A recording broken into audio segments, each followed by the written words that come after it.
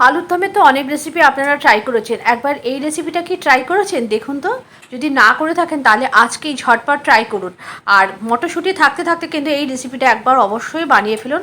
আশা করি অন্যান্য রেসিপিগুলোর মতো এই রেসিপিটাও আপনাদের অনেক ভালো লাগবে।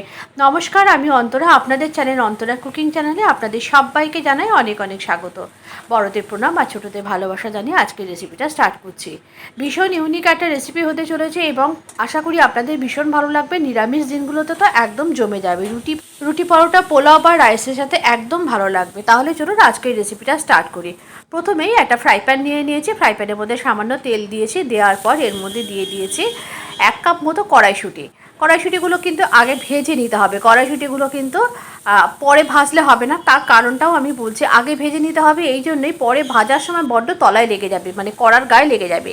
কড়াইশুঁটিগুলো কিন্তু প্রায় 2-3 মিনিট মতো ভেজে নেওয়ার পর এর মধ্যে আদা, টমেটো, কাঁচা লঙ্কা দিয়ে দিয়েছি, দিয়ে সব কিছু খুব ভালো করে ভেজে নিয়েছি। আর কড়াইশুঁটিগুলো যখন প্রথম দেবেন একটু ঢাকনা চাপা দিয়ে দেবেন, তা নাহলে কিন্তু কড়াইশুঁটিগুলো ফটফট করে ফাটবে।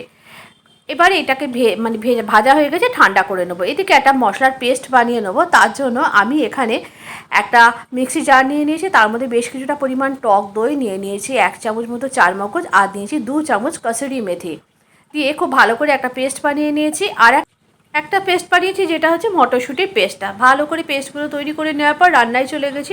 ফ্রাই প্যানের মধ্যে তেল দিয়ে অল্প একটু লবণ, অল্প একটু হলুদ দিয়ে ভালো করে একটু মিশিয়ে নিয়েছি। তারপরে একটুখানি কাশ্মীরি রেড চিলি পাউডার দিয়েছি, দিয়ে টুকরো করে কেটে রাখা আলুগুলোকে দিয়েছি। আলুগুলোর গায়ে সব কাট দিয়ে দিয়েছি, আলুগুলো কিন্তু সেদ্ধ করিনি। এখানে ছোটো আলু নিয়েছি, আর যেগুলো একটু বড় আলু সেগুলো মাঝখান থেকে কেটে দিয়েছি। আলুগুলোকে খুব ভালো করে ভেজে নিয়েছি। এই যে আমি এই কাশ্মীরি রেড চিলি পাউডার আর হলুদ দিয়ে ভাজি, যার ফলে এই আলুগুলো ভীষণ সুন্দর কালার হয়। আলুগুলোকে ভেজে তুলে নেওয়ার পর এরপরে আমি একটা কড়া বসিয়ে দিয়েছি, কড়ার মধ্যে দিয়ে দিয়েছি পর্যাপ্ত পরিমাণে তেল। একটু তেলটা বেশি দেবেন যেহেতু আমি রান্নায় কোনো ঘি ব্যবহার করিনি। তারপরে আমি এখানে দিয়ে দিয়েছি জয়িত্রী ফুল ফোড়ন। আমি নিরামিষ তরকারিতে ভীষণ জয়িত্রী ফুল ফোড়ন দিতে পছন্দ করি, জয়িত্রী ফুল ফোড়ন দিয়েছি। আর তারপরে মটরশুঁটি পেস্টটা দিয়েছি।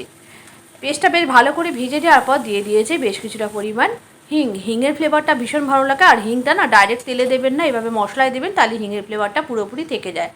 তারপরে আলুগুলো দিয়েছি, একটু নাড়াচাড়া করে নেওয়ার পর দিয়ে দিয়েছে একটুখানি ভাজা জিরের গুঁড়ো, ধনের গুঁড়ো, কাশ্মীরি রেড চিলি পাউডার, নুন আর হলুদ দিয়ে সব কিছু দিয়ে ভালো করে এবারে কষিয়ে নেবো। একটু মিক্সি জার ধোয়া জলটা দিয়েছি যাতে মশলাটা তলায় লেগে না যায়। তারপরে গ্যাসের ফ্লেমটা আস্তে করে এই টক দই, চারমগজ আর কাসুরি মেথির পেস্টটা দিয়ে দিয়েছি। কি সুন্দর কালারটা আসছে দেখুন। আলুগুলো কিন্তু অনেকটাই সেদ্ধ হয়ে গেছে। এরপরে গরম জল দিয়ে দিয়েছি কষিয়ে নেওয়ার পর, তারপরে একটু ঢাকনা চাপা দিয়ে এটাকে রান্না করে নিতে হবে আলুটা সেদ্ধ হওয়া পর্যন্ত।